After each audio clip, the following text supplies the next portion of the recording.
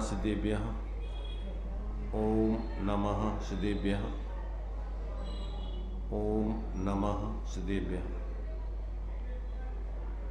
मंगलम भगवान वीरो मंगलम गौतमो मुनि मंगलम कुंद कुंदात्यो जैन धर्मोस्तु मंगलम सर्वमंगल मांगल्यम सर्वकल्याणकारकम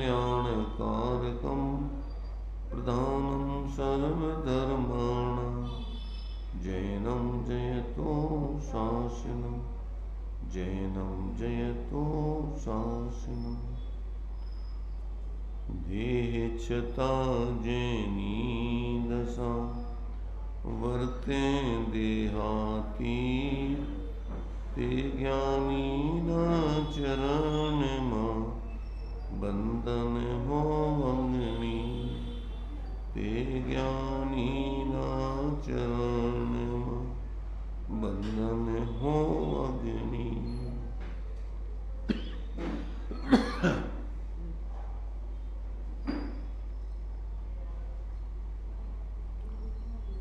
चर्चा ये स्वानुभूति दर्शन ग्रंथ के माध्यम से प्रश्नोत्तर या शंका समाधान के रूप में अपन यहाँ ले रहे हैं। अभी अपनी चर्चा यहाँ जिसे आत्मा को समझने की सच्ची प्यास लगे उस जीव की स्थिति कैसी होना चाहिए, ये प्रश्न अपन ने पिछली बार लिया था। और जिसे प्यास लगी है यह कैसे पता चले, ये दो बातें पिछली बार अपन ने ली थी। तो देखो, पहली तो इसमें जो लिया था कि जिसे प्यास लगी हो, आत्मा को समझने की प्यास लगी हो, सच्ची प्यास, उस जीव की स्थिति कैसी होना चाहिए। तो देखो, होना चाहिए कि होती है, दो चीजें हैं। अब जिसे प्यास लगी हो तो ये कोई जबरदस्ती थोड़ी है कि होना चाहिए होगी ऐसी। भाई जिसको प्यास लगती है तो उसकी दशा कैसी होती है, ये अपन उसको वस्तु स्थिति है ये। और होना चाहिए ये चरणार योग की पद्धति में एक प्रकार से उपदेशात्मक रूप में है। तो जिसको प्यास, आत्मा को समझने की प्यास लगे, उस जीव की स्थिति कैसी होना चाहिए, तो इसका मतलब ये है कि जिसको कल्याण करना हो तो उसको किस तरीके से अपनी पात्रता बनाना चाहिए। ये दो चीजें हैं, ज्ञानी और अज्ञानी दोनों। एक तो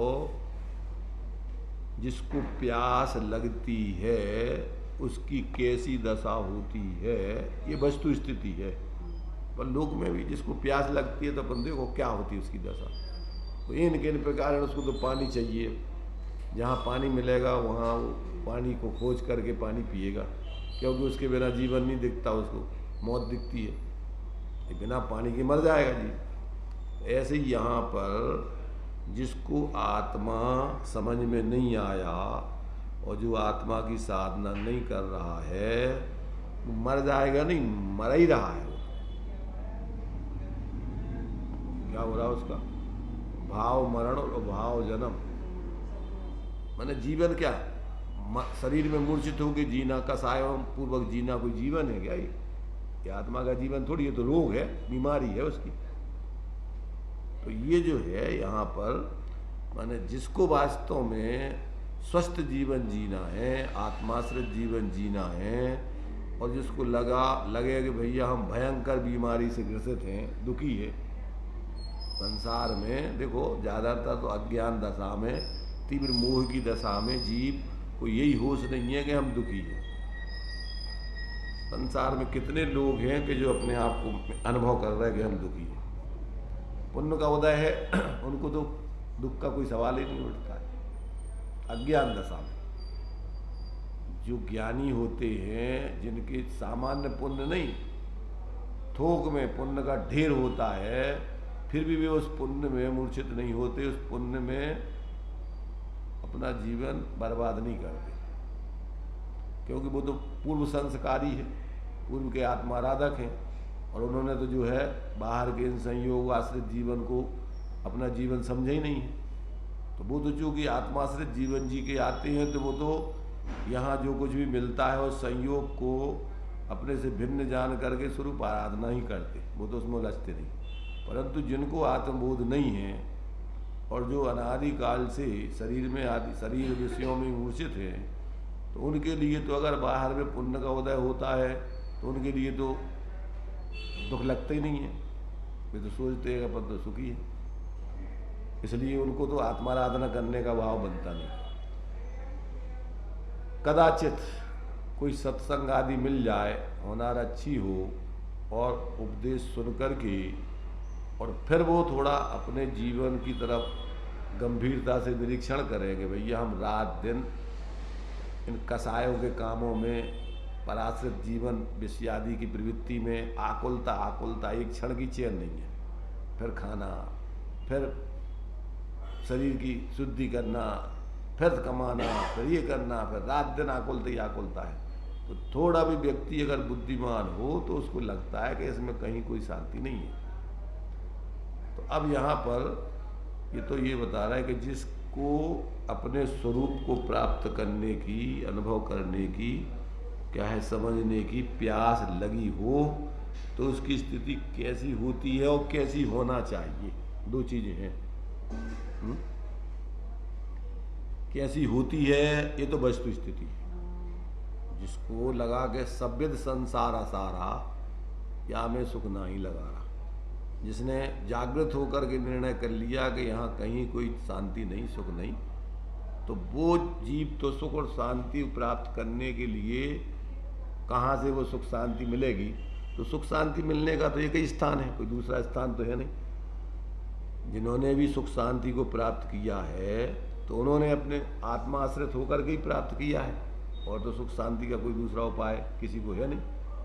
तो ऐसे जीव जो है फिर जिनको प्यास लगती है उनकी दशा, और जिनको आत्मा समझना है उनके लिए कैसी दशा उनकी बनना चाहिए, ये दोनों चीज़ें अपन को समझने लायक। इसमें अपन ने जो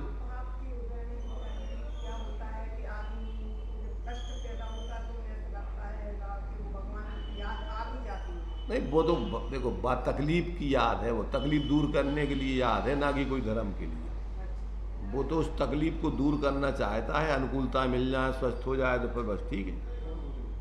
नहीं फिर का जो थोड़ी है कि वो आपको जो लग रहा हो कि जा भी परेशानी, नहीं, वो तो उसकी एक प्रकार से ये सोचो कि पाप का उदय उसको दुख रूप लग रहा है। हाँ, उसमें ही अगर उसके लिए उपदेश सही मिल जाए और फिर उसमें उसकी समझ आ जाए तो हो सकता है कि वो सच्चे मार्ग को भी समझने का प्रयत्न करे।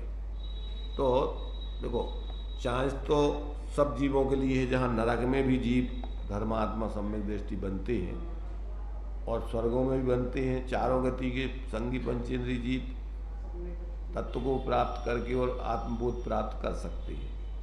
तो कल्याण करने के लिए तो सब जीव स्वतंत्र हैं, और समूसरण में तो चूंकि चारों गति के जीवों में नार की तो आते ही नहीं है, त्रियंश गति के, मनुष्य गति के और देव गति के जीव आते हैं। तो अब ये तो चूंकि क्या है कि जब सुनते हैं, समझते हैं और निर्णय करते हैं तो ज्ञान तो सबके पास है, और थोड़ा भी अपने जो जीवन जी रहे हैं उस अनुभव को अगर विचार करें तो समझ में भी आता है कि वास्तव में इसमें कहाँ सुख, फिर वही का वही, फिर समस्या, फिर भूख लगती है, फिर ये होता है, फिर नींद आती है, फिर अनेक प्रकार की समस्याओं से ग्रसित है हर व्यक्ति। तो थोड़ा भी अगर उसकी बुद्धि जागृत है तो वो फिर सत्य की खोज के लिए तो वो जो है लालायत होता है, तड़पता है, और फिर जो जीव सत्य को प्राप्त होते हैं, जिस विधि से होते हैं, वो विधि सुनता है तो उसकी समझ में आती है कि हाँ ये बात होना चाहिए। अभी जब तक सत्य को प्राप्त नहीं किया, स्वरूप बोध नहीं हुआ, तो उसको संभावित रूप में लगती है कि हाँ अपन देख रहे हैं कि यहाँ संसार में सब परेशान है। जैसे उनका आता है ना, बुद्ध का आता है कि जब वो रथ से भ्रमण घूमने के लिए निकले थे अपने सारथी के साथ, कोई बीमार व्यक्ति उनको रास्ते में दिखा। तो उन्होंने अपने सारथी से पूछा कि कौन है। उन्होंने कहा ये बीमार है। बीमार क्या होता है? उन्होंने कहा अरे ऐसी स्थिति बन जाती क्या? हमारी भी बन सकती है। हाँ बन सकती है, तुम्हारी भी, सबकी बन सकती है वो। तो उनका चिंतन चालू हो गया, रथ को वापस कर लिए। घूमने से उनका मन हट गया, चिंतन चालू हो गया।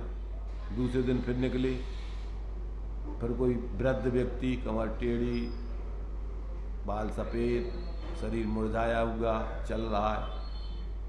उसको देख करके उन्होंने कहा कि ये कौन है? उन्होंने कहा ये मनुष्य है। ये क्या स्थिति?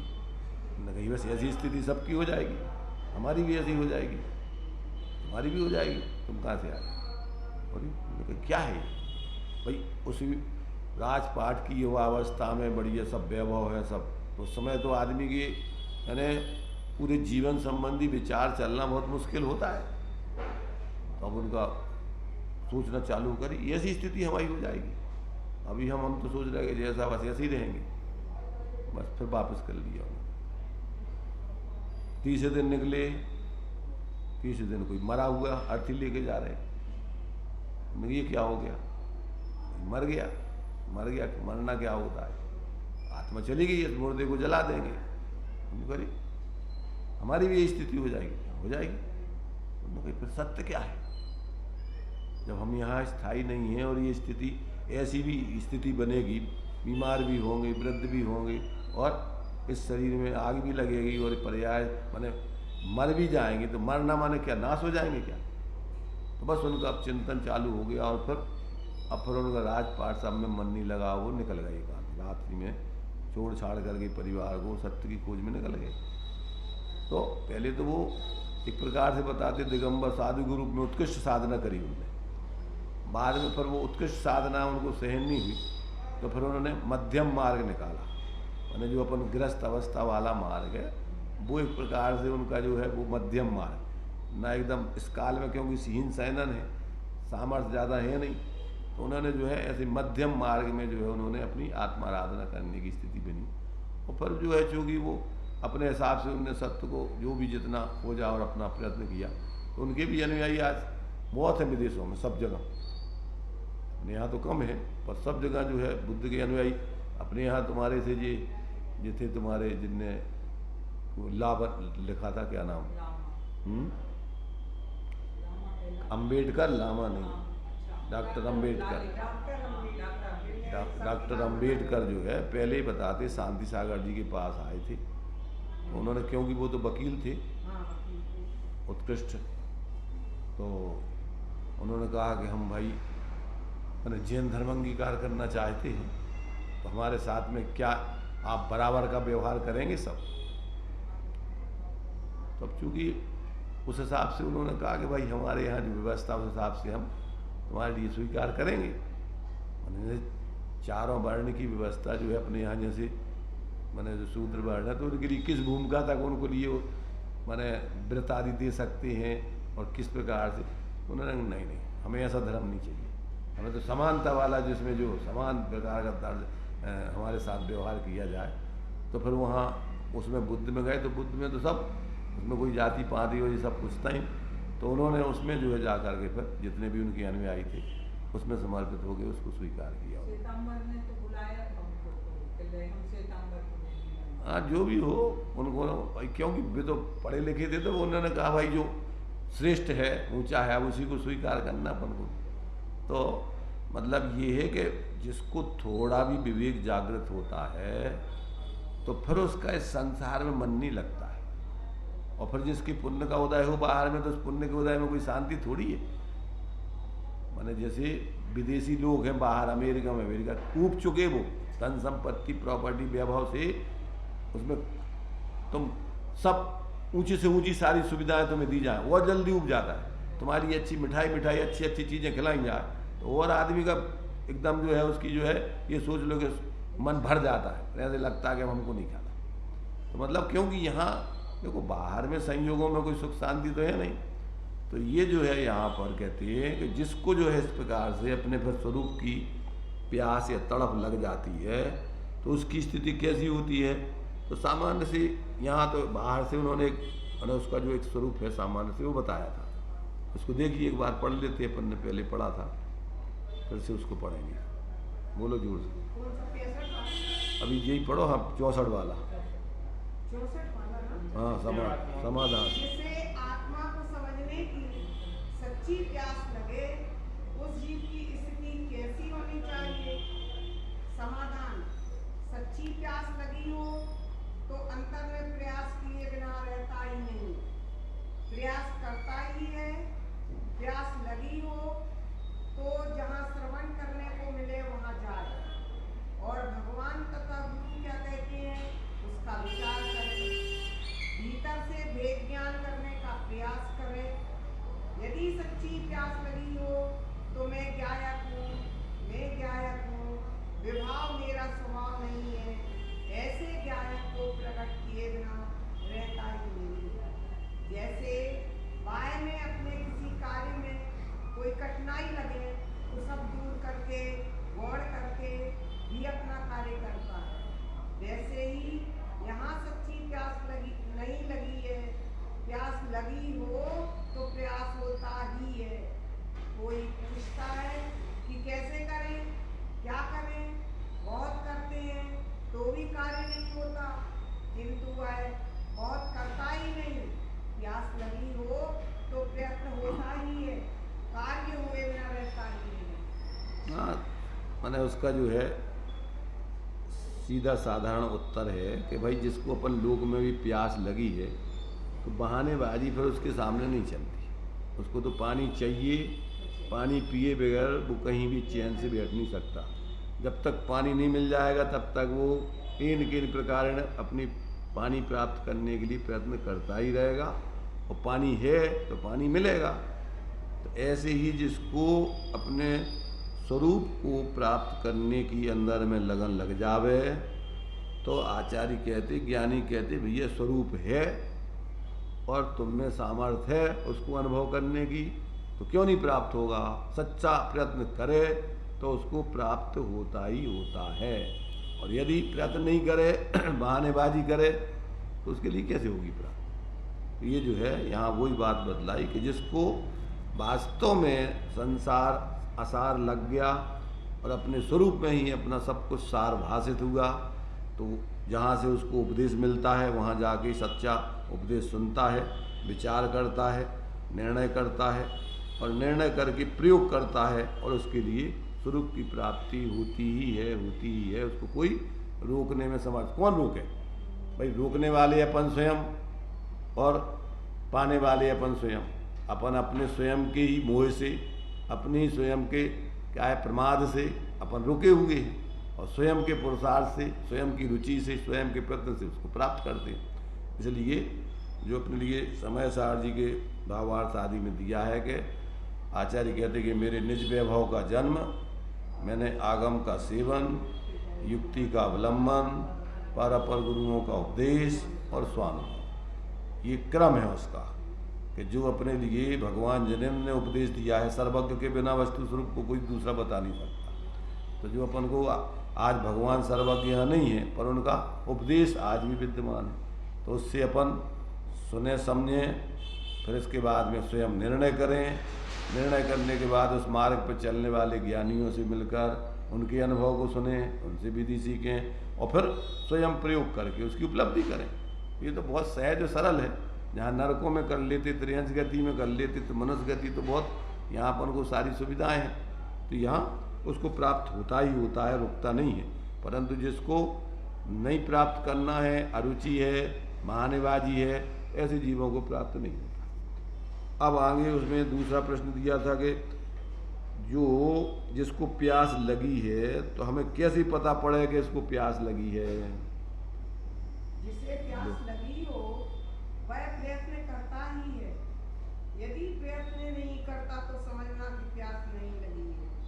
सच्ची प्यास लगी हो तो प्रयत्न जरूर करता। हाँ, वो तो वही है स्थिति कि यहाँ प्यासा हो व्यक्ति तो अपन देख लेते हैं वो कि ये व्यक्ति जो है इसको कोई ज़रूरत है, तड़प उसकी अलग दिखती है, और वो ऐसे स्थान की खोज में रहता है, ऐसे व्यक्तियों की खोज में जहाँ से उसको पानी मिल जाए, तो वो प्रयत्न करता है, वो उस जाति का दिखता ही है। तो मतलब जिसको प्यास लगी है तो उसकी तड़प, उसका प्रयत्न और उसका उस जाति का माने जो है उस पानी इस जहाँ है, जिनके पास है, वहाँ नियम से वो जाता ही है और वहाँ से वो अपनी प्यास बुझाता है। ये बात यहाँ पर अपन को हुए। 2 प्रश्न अपन ने पिछली बार पढ़ लिए थे। अब आगे का जो प्रश्न है, आपने कहा था कि दिन रात ऐसी लगन लगनी चाहिए कि खाना पीना भी अच्छा ना लगे, बस एक आत्मा ही चाहिए। ऐसी लगन लगाने जाते हैं तो बीच में कोई ना कोई प्रतिकूलता आ जाती है, तो लगन लगाएं कैसे? ये प्रश्न करने वाले की उसने अपनी तरफ से प्रश्न रखा है। वैसे तो क्या है कि जिसको वास्तव में लगन लगती है तो उसके लिए तो फिर खाना पीना आदि कुछ नहीं, जिस चीज़ की लगन लग जाती है व्यक्ति को कुछ नहीं सुहाता। यहाँ दे रहे ना कि उसको, ये तो अपने अनुभव के आधार पर बता रहे हैं कि जिसको लगन लगती है, अर्थात हमें लगन लगी तो हमारे लिए तो फिर कुछ नहीं दिखता था, ना रात दिखती थी, ना दिन दिखता था, ना परेशानी दिखती थी। इन प्रकार हमें तो ऐसे लगता था कि हम कैसे छूटे हैं। तो दिखता है वो कि कैसे भी भागने के लिए प्रयत्न में, जैसे मान लो डाकुओं के बीच में कोई व्यक्ति फंस जाए, अब वो किस में रहता है, किस फिराक में रहता है कि हम कैसे इनके चंगुल से छूटें, और जैसे मौका मिलता है और वो वहाँ से भागने का प्रयत्न करता है। ऐसे ही यहाँ पर जो है वास्तव में कि ये तो उपदेश है एक प्रकार से ऐसी। तो इसमें जैसे आपने एक दिन अभी 3-4 दिन पहले समझाया था वेद विज्ञान, उसमें आपने बताया था कि वेद विज्ञान 2 तरह का, 2 द्रव्यों में और स्वभाव विभाव में स्वपर का। तो इसमें फिर कैसे घटाएं कि मतलब जिसको आत्मा की अंदर से रुचि लग गई है? अरे ये तो अपन को दिख रहा है कि ये सारे बाहर के संयोग अपन नहीं, अपने नहीं है। ये तो अपन देख रहे हैं 24 घंटे सब लोग छोड़ के जा रहे हैं, और अबे भी पाप को उदय आता है तो वे सब डले रहते हैं, बुद्धि खराब हो जाती, रोड पे घूमने लगते हैं, और उदय आता है बदल जाते हैं। कोई पाप को माने जैसे भूकंप आ गया, कुछ आ गया, तो सब 1 मिनट में रोड पे खड़े हो जाते, भीख मांगने लगते। हाँ तो इसलिए जो है मतलब ये है कि ये सारे संयोग तो अपन को दिख रहा है कि ये अपने से बाह्य हैं, भिन्न है, ये अपन नहीं। तो ये तो स्थूल रूप में अपन को इसमें भेद विज्ञान करना 2 द्रव्यों का। अब अंदर में अपन को निरंतर जो भाव होते रहते हैं, संकल्प विकल्प आदि विकारी परिणाम, अब ये इसमें भी अपन बेचैन है 24 घंटे। गुस्सा आता है, अहंकार आता है, लोभ कसाय आती है, मायाचारी के भाव आते हैं, तो अब कितने परेशान रहते हैं। तो ये सब ये अपन को लगने चाहिए कि भैया ये दुख रूप भाव है। जब अपन सरलता से जीते हैं, क्षमा भाव से जीते हैं तो शांति रहती है, और जब इन कसायों में जीते हैं, बाहर की पकड़ में जीते हैं तो कितनी आकुलता होती है। तो ये अपन को ये अपना स्वरूप नहीं है इसका मतलब। तो इससे अपन को भेद विज्ञान करें इन विकारी भावों से, और अपना स्वभाव शांत निराकुल है, जानना देखना सहज जानना देखना है। तो ये अपन को अंदर में स्वभाव विभाव का और बाहर में संयोग माने 2 द्रव्यों की पृथकता वाला। तो ये 2 प्रकार से भेद विज्ञान जब अपन करते हैं तो फिर अपन पर पदार्थ में मूर्छित ना होके, और इन विभाव भावों में जो निरंतर अपन देख रहे हैं कसाय के भाव आते हैं जाते हैं, पर जानना अपना निरंतर चलता है। अपन समझते रहते कब अपन को गुस्सा आ रहा है, कब अपन मायाचारी कर रहे हैं, कब झूठ बोल रहे हैं, ये सब अपन समझते कि नहीं समझते। तो अब अपन समझ रहे हैं कि ये जो भाव है, देखो इससे अपन परेशान हैं। अपन सोचते हैं कोई मायाचारी कर रहा है तो कोई देख ना ले, हमेशा भयभीत बने रहते। तो अभी अपन को लग रहा है कि ये परिणाम अच्छे नहीं, और ये काय के कारण कर रहे हैं अपन मायाचारी, लोभ आदि के कारण से वस्तुओं में मूर्छित हो गए कि हमारी चीज़ हम जो है ऐसी सीधी नहीं मिल पा रही, तो मायाचारी करके उसको रख लें, बचा लें, संग्रहित कर लें। तो अब ये तो अपन समझ में आ रहा है ना अपन की कि सारे भाव अपन को जो है पर पदार्थ में मूर्छित आदि हो गए, पर का एकत्व मत करते तो स्वामित्व आदि के कारण से अपन ये सब कसाय आदि करते हैं, पाप करते हैं। और क्या है, अगर पर में तुम्हारे लिए मूर्छा नहीं हुए तो काय के लिए करोगे, झूठ बोलोगे, काय को चोरी करोगे, काय को मायाचारी करोगे। तो ये अपन को समझ में आ जाए कि भैया जो चीज़ें अपनी है नहीं, अपने छोड़ इतनी छूटी है और छोड़ना है। और उनके पीछे अपन 24 घंटे अपनी आत्मा को इस प्रकार की कसायों में उलझा करके क्यों दुखी हो रहे हैं। तो ये अपन को ऐसा समझ करके फिर अपन इसका कारण खोजें कि भैया ऐसे क्यों करना पड़ रहा है। पर पदार्थों में मूर्छा है। अब पर की जिसको पकड़ नहीं है, अब बच्चे हैं जैसे मान लो पर, उनको क्या करने, झूठ बोलेंगे, क्या मायाचारी करने, कुछ नहीं, फ्री घूम रहे अपने। तो जिनके लिए बाहर में किसी चीज़ की आसक्ति नहीं है उनको कोई समस्या नहीं, चाहे नहीं, चिंता नहीं, मन हो बेपरवाह, और जिनको कछु ना चाहिए बेनर सहनसा, पकड़ बने को क्या है, कोई शल्य नहीं उनको। तो ये अपन को समझ में आता है। तो ऐसा अपने लिए जब ये बात अपन को समझ में आ जाए कि भैया ये वास्तव में संयोग, तो ये तो सब सामान्य रूप से अपन देखते हैं। मरघटों पे जाते थे, आजकल तो मरघट की व्यवस्थाएं धीरे धीरे खत्म होती जा रही हैं। होते सब माने एक प्रकार मनोरंजन की व्यवस्थाएं हैं, पता ही नहीं है कि आदमी मर गया हो अपन क्या कर रहे। नहीं इधर तो क्या है, आदमी सोचता था कि अरे यार देखो कल तक अपन ऐसे, आज आप अभी कल सुबह ही तो हम मिले थे उनसे और चले, तो अपन देख रहे हैं ना 24 घंटे। आज तो ज़्यादातर बूढ़े हो गए, कम जाते। आज तो पहले ही बीच में अटैक, कैंसर, टीबी, फलाने बीमारी से व्यक्ति जा रहे हैं। बहुत कम लोग हैं कि जो अंतिम वृद्ध अवस्था तक पहुंच करके जाते हैं। आजकल लेकिन भाई सब लगता ही नहीं, मर जाता है इंसान तो आसपास से रिश्तेदारों से खाना आ जाता, बढ़िया आता है, नमकीन, मीठा, कोई सब्जी, 2-3 दिन का। पहले वो घर में बनती थी, हाँ नहीं सही है, लगता ही नहीं है, उल्टी तवाकी हाँ समझ में आ जाती। हाँ, पहले वो ये जब बनती थी और रोटी घर में तो समझते थे कि भैया हाँ घर में कुछ हुआ। अब तो बिल्कुल देखो क्या है, ये अपनी एक प्रकार से ये सोचो कि खोटी होनहार है कि अपन को सत्य विचार करने का भी अवसर नहीं मिल रहा।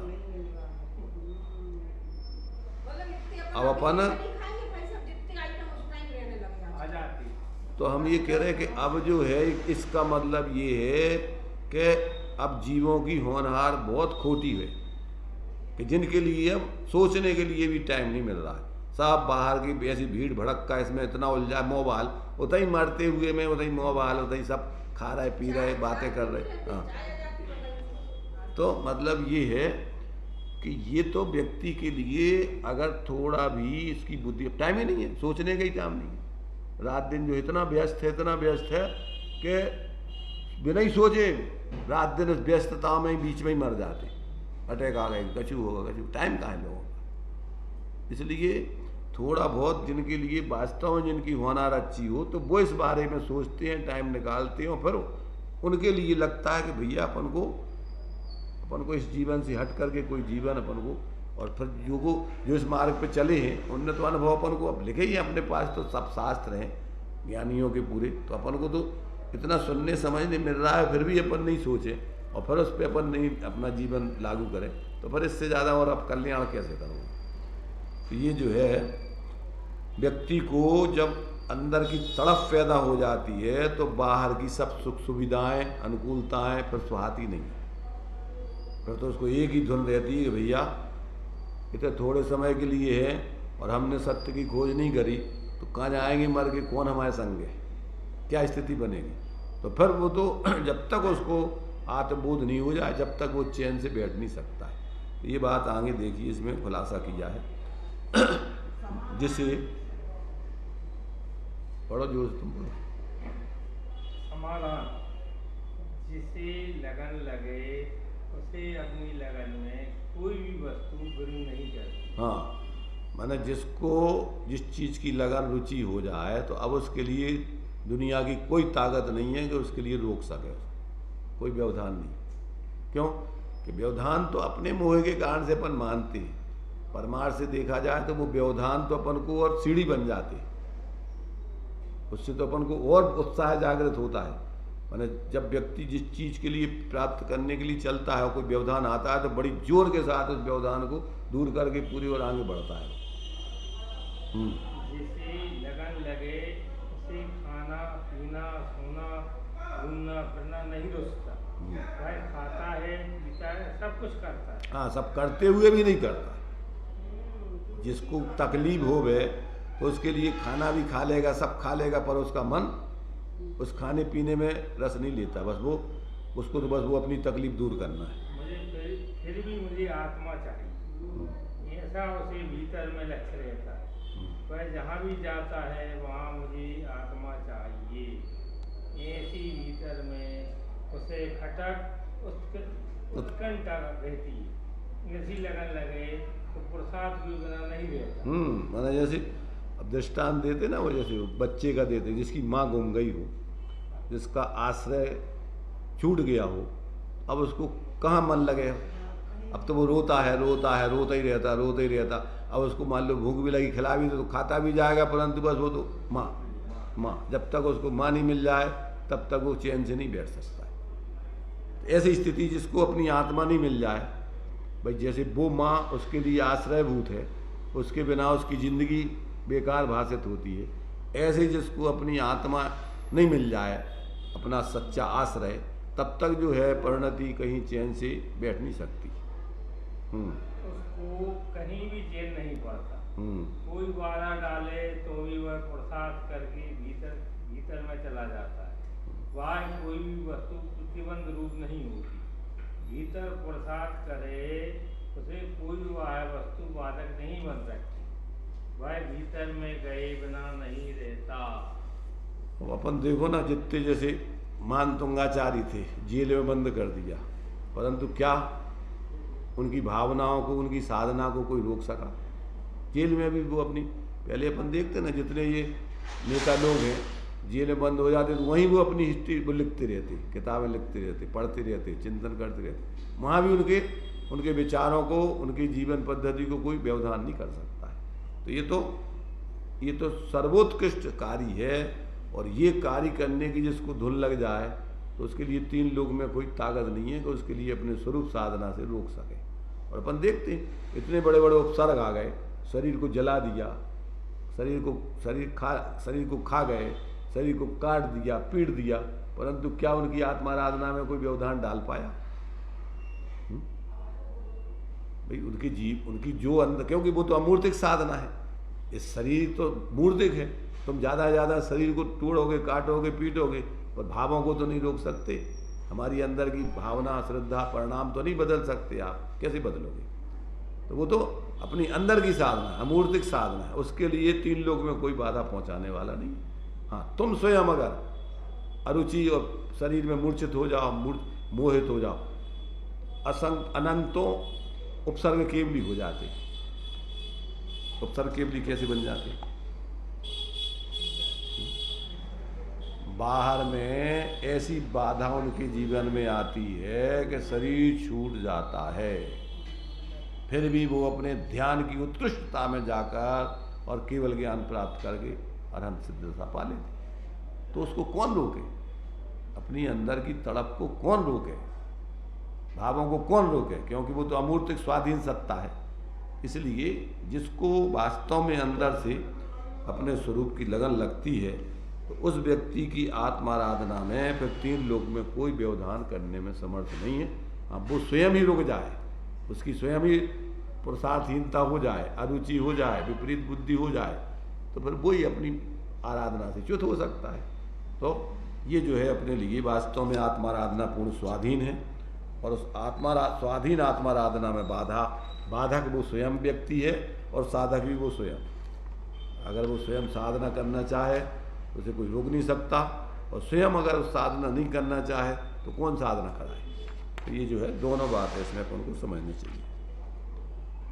अब आगे का प्रश्न है, दृष्टि में मैं ज्ञायक हूँ, राग मेरा स्वभाव नहीं है, मैं राग का कर्ता नहीं हूँ, इस प्रकार भेद ज्ञान का अभ्यास करे तो क्या वह है ठीक है, बराबर है कि नहीं है?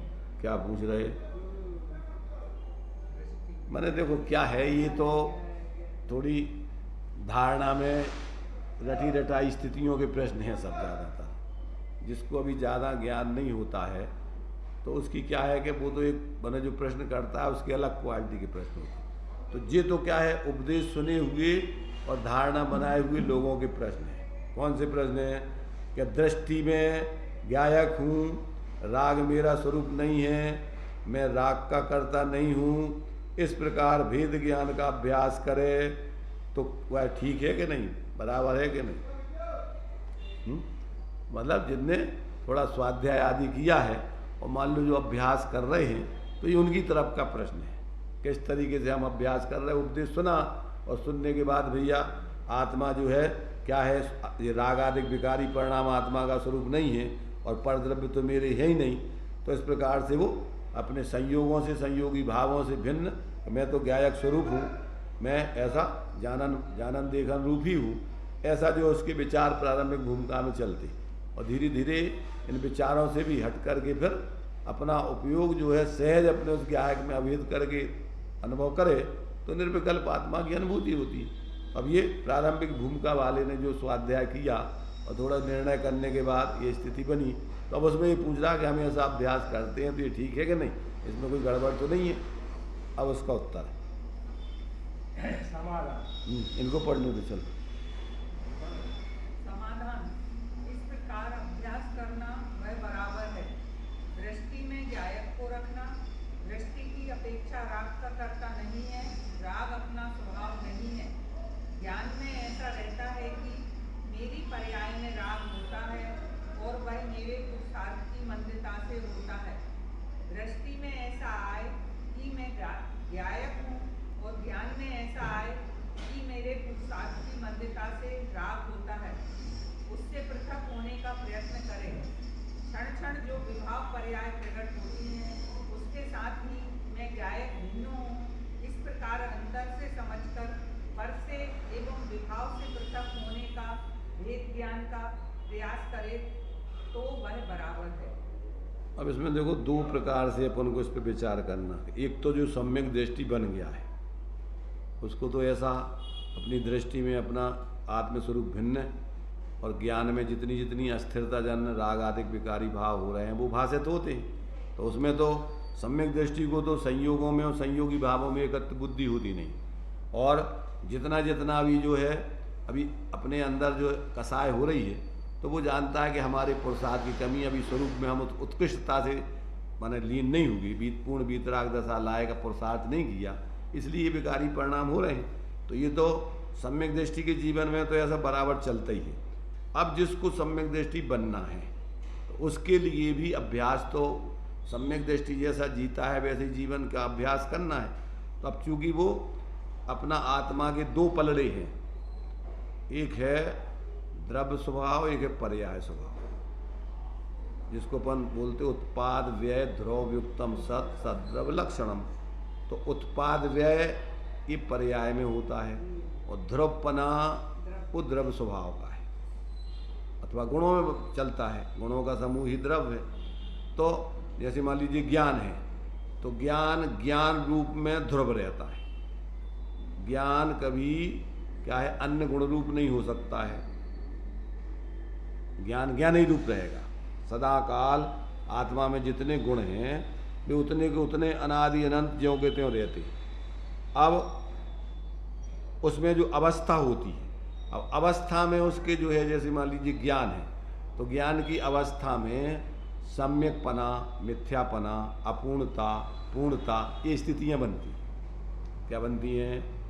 अभी जैसे अपने ज्ञान का क्षयोपशम चल रहा है तो अब अपूर्णता है, क्या चल रही है? केवल ज्ञान हो जाने पर अवस्था में पूर्णता होती है, जब तक अभी क्षयोपशमपना चल रहा है वो अपूर्णता है।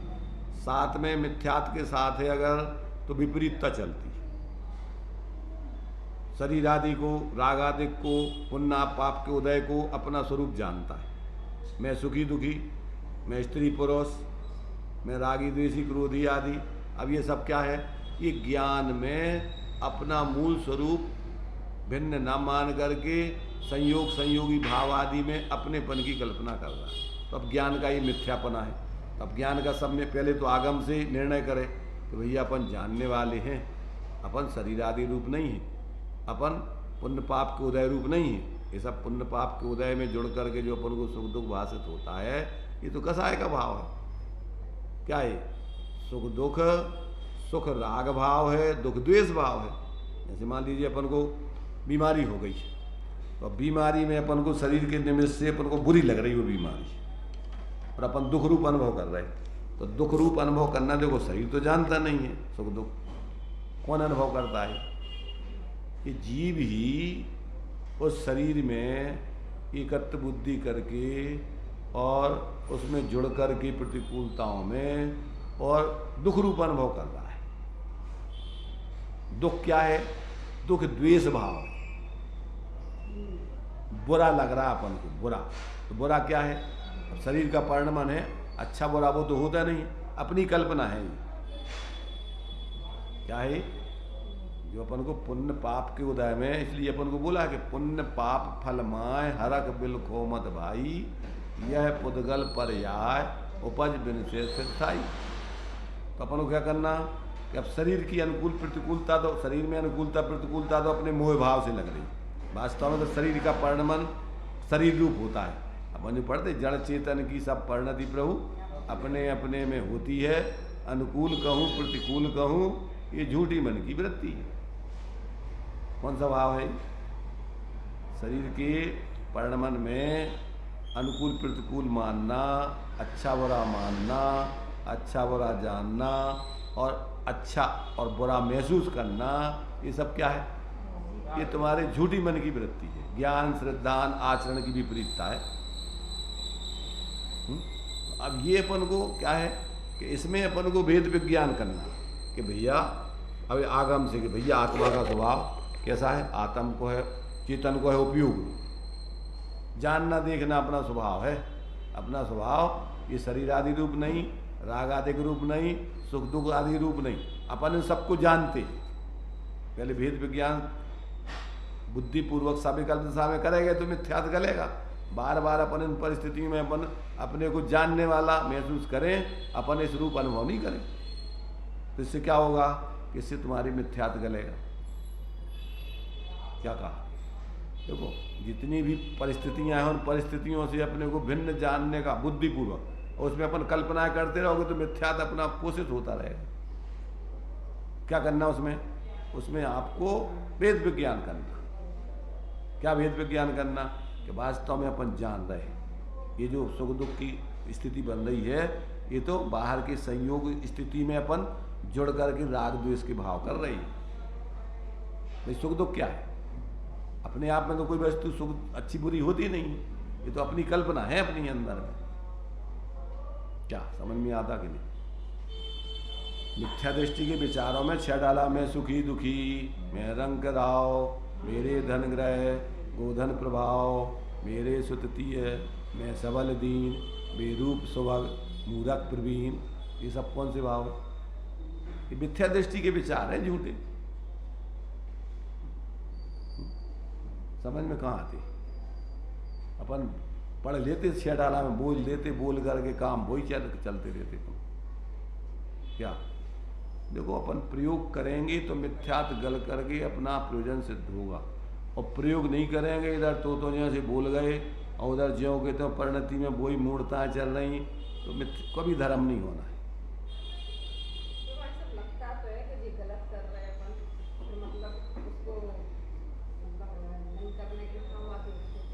देखो नहीं करने के भाव, करने के भाव नहीं। पहले तो आप भेद विज्ञान धारा पर, उसमें आप ये सोचो कि अपन जानने पे बल दो, अपन साक्षी है, जान रहे हैं, तो उससे क्या होगा कि उससे आप पहली चीज तो उतनी तकलीफ नहीं होगी और आपका मिथ्यात्व गलेगा। तत्वाभ्यास करने से मिथ्यात्व गलता है और तत्वाभ्यास नहीं करने से मिथ्यात्व नहीं गलता है। बाहर में धर्म की क्रियाएं अपन करो, पूजा पाठ करो, सब कुछ करो, परंतु जो तत्वाभ्यास आपने जीवन में भेद विज्ञान नहीं करोगे तो मिथ्यात्व नहीं गलेगा, आत्मबोध की प्राप्ति नहीं हो सकती। और ये जो अभ्यास करेगा उसको नरक में भी भेद विज्ञान होकर सम्यक्त हो जाता है। होते तो नहीं गजु मंदिर है, होते स्वाध्याय है, पर होते पूर्व के संस्कार वसात ये भेद विज्ञान की प्रक्रिया अपनाता है, और वहीं उसके लिए इन सारे कर्म के उदयजन्य भावों से हट करके अपना गायक स्वरूप की उपयोग उसमें एकाग्र होकर के निर्विकल्प अनुभूति कर लेता है। भाई शेर था तो शेर को सम्यक दर्शन प्राप्त हुआ, कैसे हुआ? क्या किया उसने?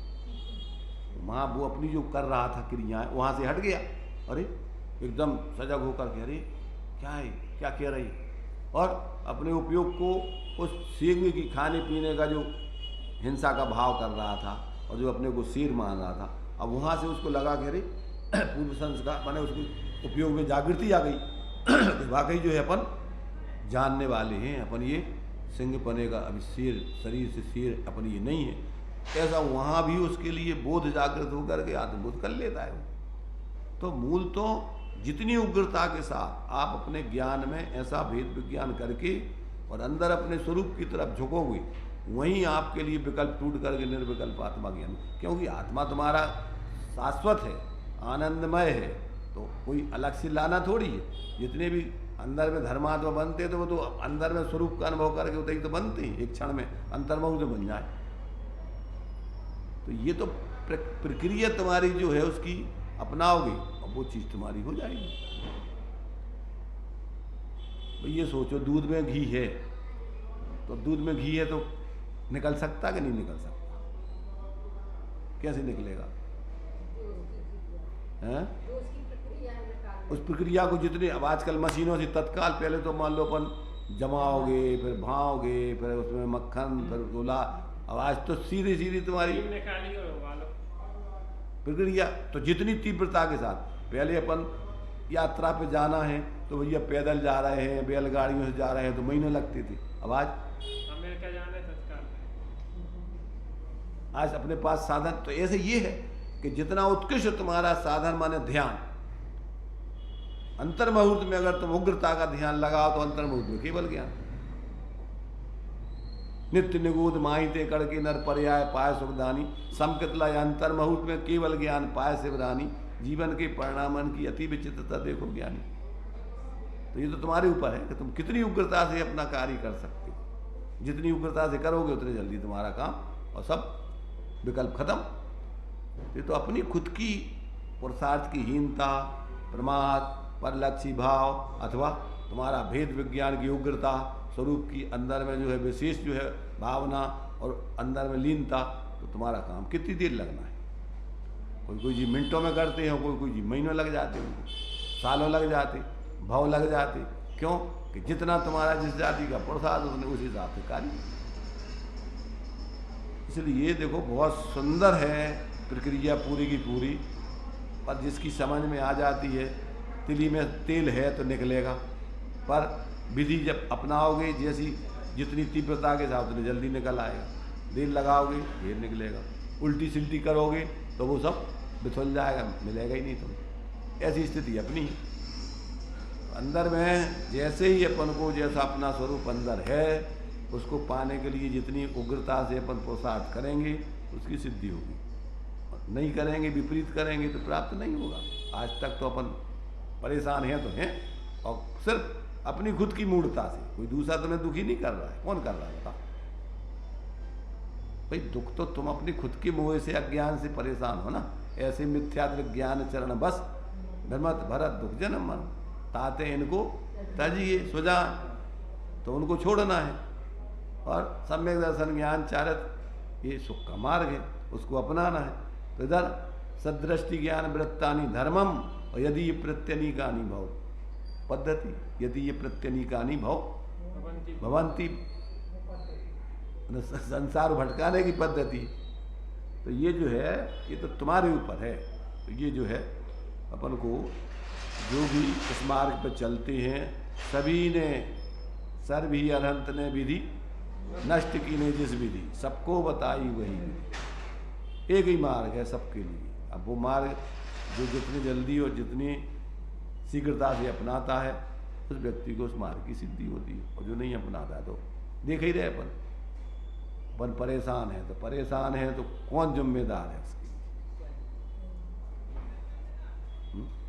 तो ये सोचो।